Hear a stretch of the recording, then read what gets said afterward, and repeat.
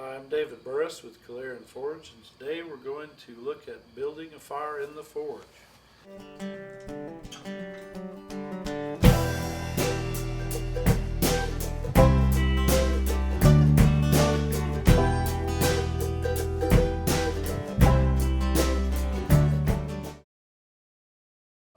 First thing you need to do when you're starting your fire is to, if you've had a fire in there before, is to clean it out. And one of the things we're looking for is to save the coke from our previous fire to add to this fire. And coke is what forms when all the impurities are burned out of the green coal. And by green coal I mean the dense coal like what it comes out of the ground here.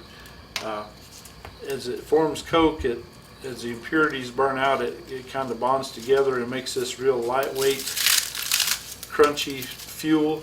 That's almost a pure fuel. There's very little smoke involved once it cokes up. So we want to, when we're cleaning out our fire pot, we want to lay all the coke aside, and we're going to look for clinkers. Let me get my eyes here. And clinkers are formed when the scale burns off of the metal we've got in the fire, and the impurities in the coal, and these different things will bond together, and they usually form down on the bottom of the fire pot where the air is coming in through the tweer. But as you're building your fires, when you're finished every day, if you'll kind of dig through and separate the big chunks of coke that have formed, that'll help your fire get going with less smoke every time. If you just build a fire out of green coal, you've got a tremendous amount of sulfurous smoke to deal with. Let's see.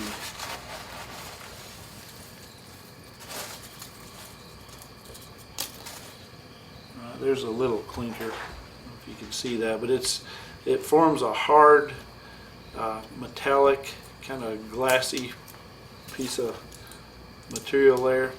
And the danger is if you have clinkers in your fire and you're trying to heat a piece up to get it hot enough to forge weld or whatever, that clinker acts as a heat sink, and it will just rob the heat from your fire. And when you're working particularly with high carbon steels, if you have to leave it in the fire longer to get it hot enough to work, you'll burn up some of the carbon in the steel, and you can make it just of no value. It could totally ruin the piece. So it's important to keep a clean fire. So as you're working, I'll show you how to dig through and keep these clinkers cleaned out as you're going. But every time you come to your forge, you have to go through this process of cleaning out the remains of the old fire and getting rid of the clinkers and saving the coke, so you're not wasteful with your coal, because that's a finite resource as well. And if you've got a commercial fire pot with a clinker breaker in the bottom, you can just rotate it and it'll break the clinkers loose, so you can identify them more easily.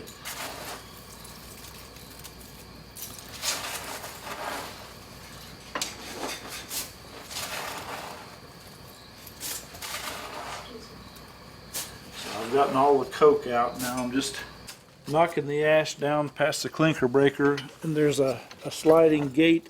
Since this is a commercial fire pot, that allows the ash to drop into the bucket underneath and takes care of that. So now we've got everything cleaned out, and we're ready to start with a brand new fire. The first thing we want to do in building a fire is I use just newspaper, newsprint.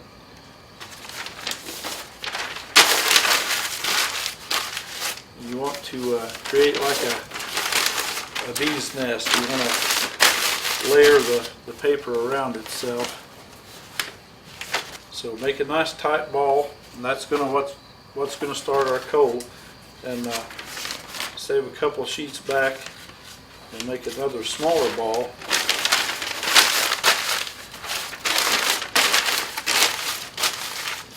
And with this, we're going to light this and put it inside the side draft forward the hood here, because hot air rises. So we're going to warm the flue up so that it will draw the smoke. And I recommend the side draft hood because they really do a good job of getting the smoke out, so you're not breathing a lot of fumes. The traditional forge hood that just hangs over the forge is really inefficient at drawing the smoke out. So these things work great, and you can find the plans to do these at anvilfire.com. But first thing we're going to do is we're going to get this going and place it in here, and that's simply to warm the air and the flue up so that it's going to draw the smoke once we start the forge fire. Now that it's going good, we'll light this, place it in the fire pot, open the draft a little bit, and some of the coke that we've saved out, start sprinkling that around in there.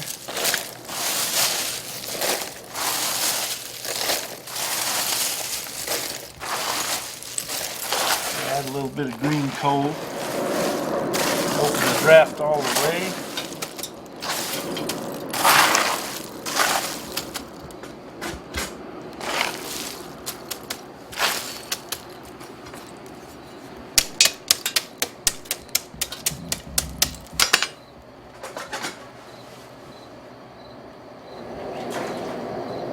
I tend to use coal because I'm a traditional blacksmith, and to me, when you use traditional fuel, you're closer to what the craft originated from.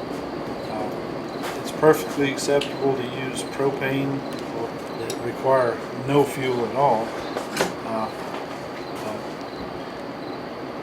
Being a history buff, I'm just lured to the smell of coal burning, I guess.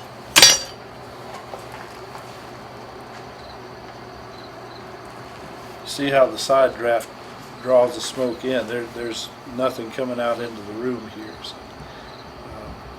it's the most efficient way to get rid of the smoke that I've found. As you see the smoke start to turn yellow, you know the coal is beginning to ignite. You'll have a lot of really thick yellow smoke initially starting your fire out. After it cokes up, that will disappear for the most part. The only time you'll see that is if you add green coal to your fire as you're working.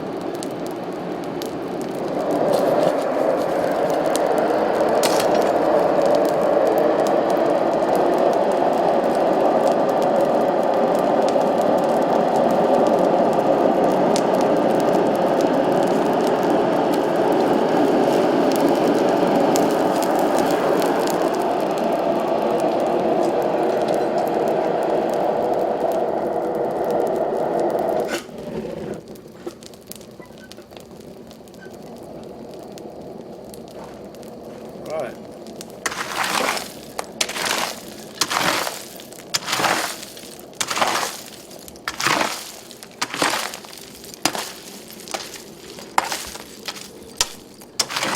What I'm doing here is raking up some green coal, banking it up against the fire there so that it will continue to coke out as we're going.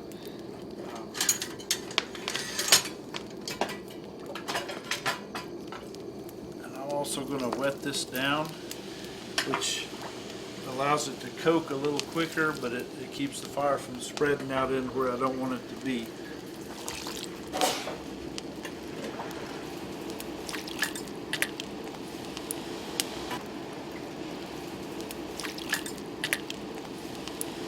And that's another important piece of equipment is the slack tub. You need some kind of a barrel or I've got a galvanized wash tub underneath the forge here full of water. You're going to need that to maintain your fire and to cool off the pieces when you're done with them, which is process we call quenching, when you stick a hot piece of metal in the water. But we'll let this cook for a few minutes, and then our next video we'll try to get you hooked on blacksmithing.